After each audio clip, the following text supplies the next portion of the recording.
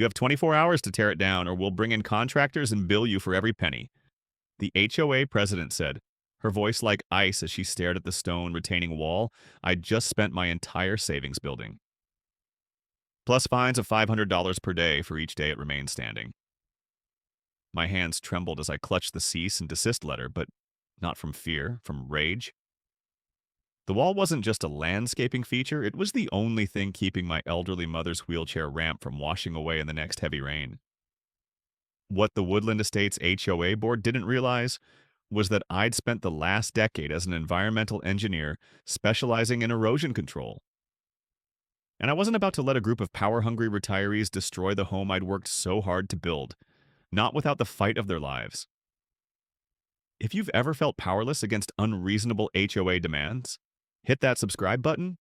This channel is dedicated to helping homeowners understand their rights and stand their ground. My name is Daniel Mercer.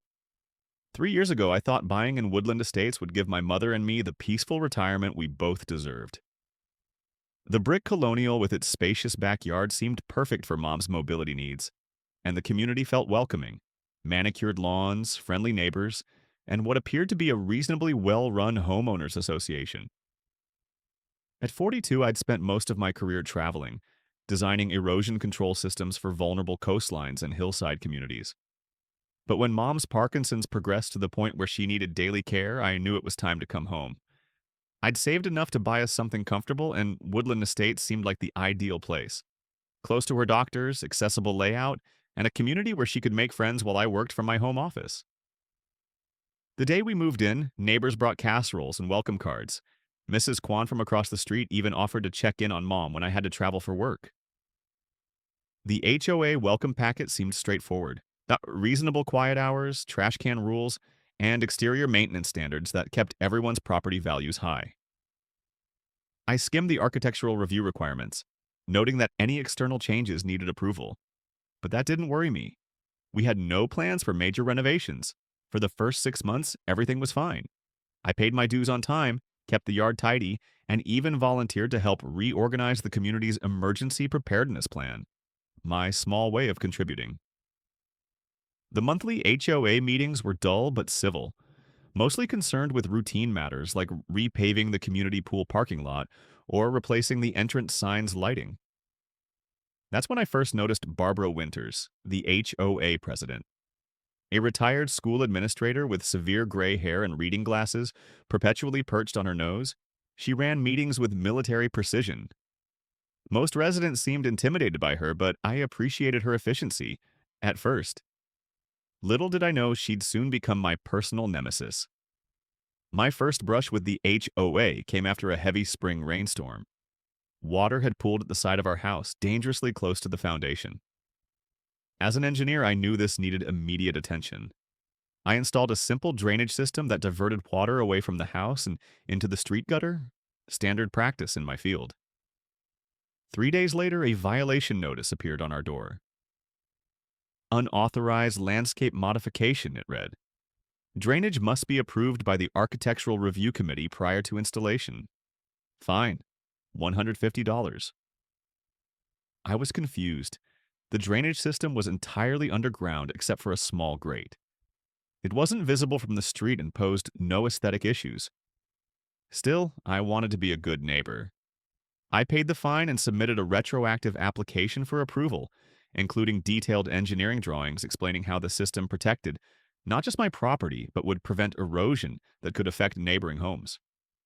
2 weeks later, the application came back approved, but with a stern warning about following proper procedures in the future. I chalked it up to bureaucracy and moved on. Mom laughed it off, saying it reminded her of her old teachers' union battles. Some people just need to flex their little bit of power, Danny, she said, squeezing my hand. Don't let it bother you. I should have recognized this as the warning sign it was. Summer arrived, and with it came Mom's first serious fall. Her medication was becoming less effective, and her mobility was decreasing faster than expected. Her doctor recommended installing a wheelchair ramp for the times when walking was too difficult. I immediately submitted plans to the Architectural Review Committee, including ADA-compliant designs and materials that matched our home's exterior. The response took 3 weeks, weeks during which Mom struggled to navigate the front steps, even with my help. When the answer finally came, it was a denial.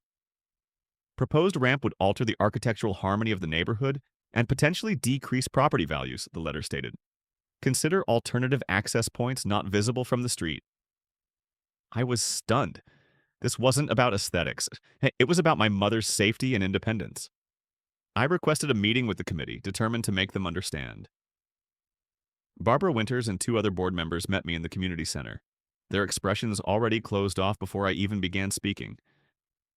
I explained Mom's condition, showed them her doctor's recommendations, and even offered to install additional landscaping to minimize the ramp's visibility. "Rules are rules, Mr. Mercer," Barbara said, her voice clipped. "If we make an exception for you, everyone will want exceptions. Perhaps your mother would be better suited to a community with different standards." The implication that my mother didn't belong here because of her disability made my blood boil. I took a deep breath, reminding myself that losing my temper wouldn't help. "I believe the Fair Housing Act requires reasonable accommodations for residents with disabilities," I said, keeping my voice steady. "A wheelchair ramp seems very reasonable." The room went silent.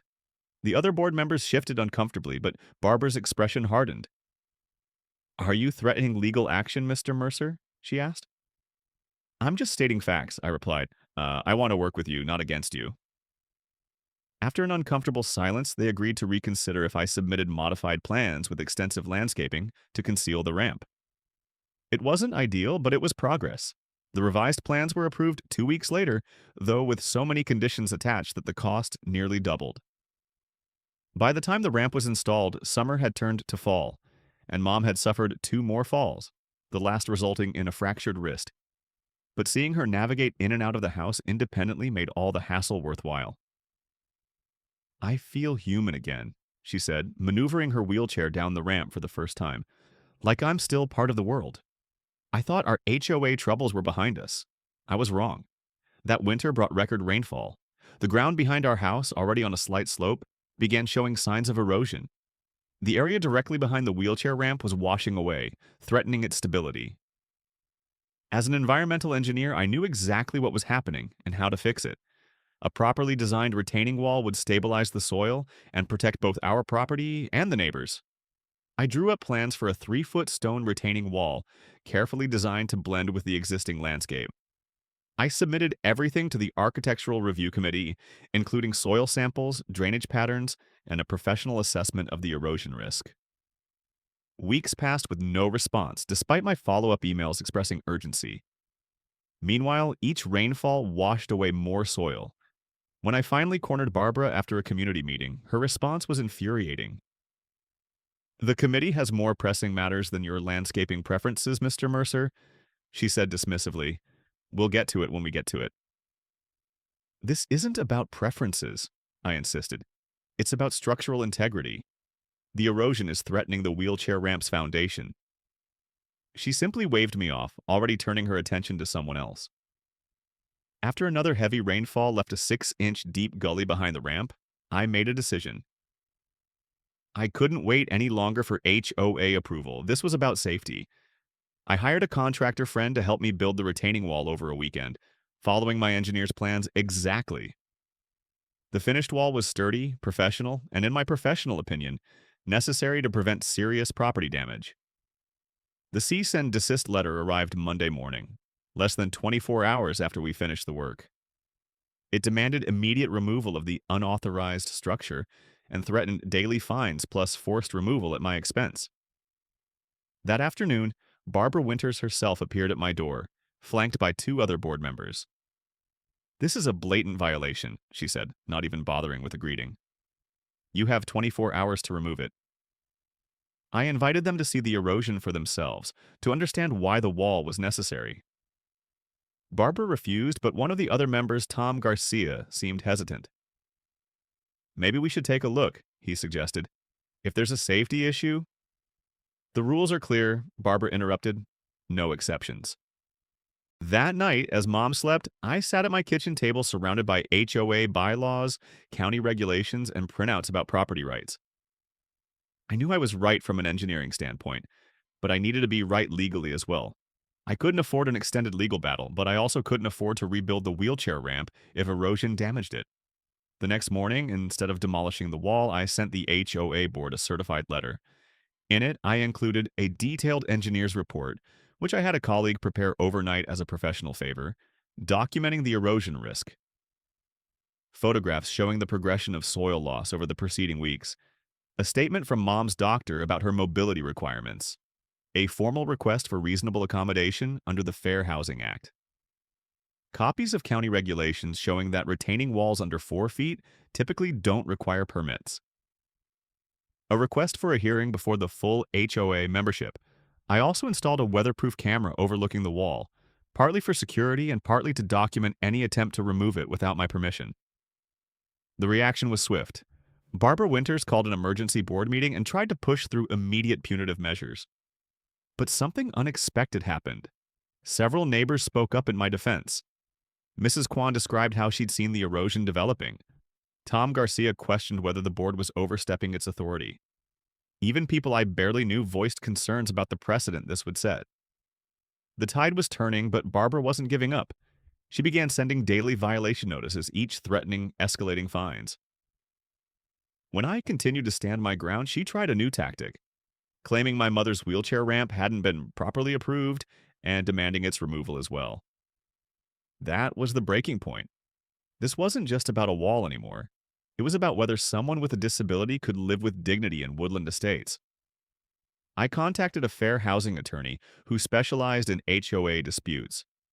After reviewing my documentation, he agreed to write a strongly worded legal letter at a reduced fee, explaining that the HOA's actions potentially constituted discrimination against a disabled resident and could result in federal complaints and substantial penalties.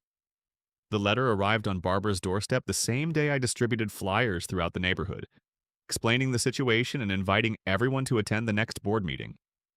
I made sure to stick to facts without personal attacks, but I didn't hold back on explaining how the board's actions were affecting my elderly mother's quality of life. The next board meeting had record attendance. The community room was packed with residents, many of whom I'd never even spoken with before. Barbara tried to limit discussion time and move the meeting along, but the crowd wasn't having it. "Let Daniel speak," someone called out. Others joined in until Barbara reluctantly yielded the floor. I wasn't a natural public speaker, but passion made up for polish, as I explained the engineering necessity of the wall, showed photos of the erosion, and described how the board's obstruction had forced me to choose between following arbitrary rules or protecting my mother's safety. I didn't mention the legal letter. I didn't need to. "I've lived here for 20 years, Mrs. Kwan said when I finished, and I've never seen this board so determined to punish someone for protecting their property. Is this really about rules, or is it about power?" Other voices joined in, many sharing their own stories of frustration with the increasingly rigid enforcement of HOA regulations. Tom Garcia, looking increasingly uncomfortable at the front table, finally spoke up. "I move that we immediately rescind the violation notices against the Mercer property and approve the retaining wall retroactively," he said. "And I suggest we review our accommodation procedures for residents with disabilities." The motion passed 4-1 with only Barbara voting against it. The fines were canceled and my wall was officially approved. It was a victory, but it felt hollow given the stress it had caused Mom, who had watched the whole controversy unfold with quiet dignity. As people filtered out after the meeting, Barbara cornered me near the door. "This isn't over," she whispered, her face tight with anger. "You've turned the neighborhood against the board, but you won't always have crowd support." She was right about one thing. It wasn't over. If you're finding this story helpful, make sure you're subscribed so you don't miss next week's breakdown of how a homeowner successfully fought a $10,000 special assessment that violated state HOA laws. Over the next year, I experienced what could only be described as targeted harassment. My trash cans were reported for being visible an hour too early. My mailbox was cited for being half an inch too tall after settling. A decorative bird feeder Mom enjoyed watching from her window was deemed an unauthorized installation. Each violation was technically within the HOA's rights to enforce, but the pattern was clear. No one else received this level of scrutiny. I documented everything, politely addressed each violation, and continued attending every board meeting. I also began building relationships with neighbors, many of whom were growing increasingly dissatisfied with the board's management style. When annual board elections approached, several neighbors suggested I run for a position. I hesitated, knowing it would mean working directly with Barbara, but eventually agreed. The community needed reasonable voices who understood both the value of maintaining standards and the importance of flexibility when circumstances warranted it. The campaign turned ugly quickly. Anonymous flyers appeared claiming I was trying to destroy property values and eliminate necessary rules. Barbara held private meetings with longtime residents, warning them that newer homeowners like me wanted to fundamentally change the community's character. Despite the opposition, I won a seat on the board, along with two other new members who shared my vision for a more balanced approach. Barbara remained president by a narrow margin, but her absolute control was broken. Board meetings became tense affairs. Every proposal I made, from updating the architectural review process to creating clearer guidelines for disability accommodations, was met with resistance. Barbara would find procedural reasons to table discussions or would schedule important votes for meetings when she knew I had work commitments. The turning point came during a major storm that caused widespread damage throughout the neighborhood. Several homes experienced flooding, and emergency repairs were needed. The board needed to act quickly to approve temporary measures while full repairs were planned. I put together an emergency response plan based on my professional experience, including expedited approval processes for critical repairs. Barbara opposed it, insisting on maintaining the standard review timeline despite the emergency conditions. "This is exactly why we have rules," she argued, "to prevent panic decisions that damage our community's aesthetic." "These aren't aesthetic issues," I countered. "These are structural safety concerns that need immediate attention." When she continued to resist, Tom Garcia, who had become something of an ally, asked the question that changed everything. "Barbara, didn't you approve emergency repairs to your own fence last year without committee review?" The room fell silent. Barbara's face flushed. "That was different," she stammered. "There were extenuating circumstances."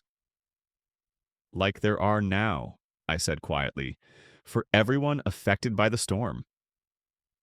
The emergency measures passed despite Barbara's opposition. In the following weeks, as I helped coordinate repair efforts throughout the neighborhood, I heard the same story repeatedly.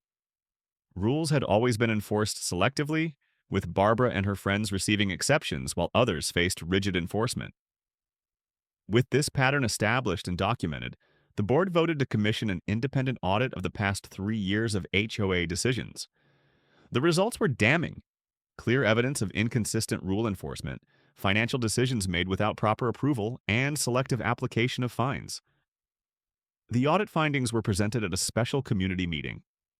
Residents were outraged, particularly those who had faced harsh penalties for minor infractions, while board members' violations had been overlooked.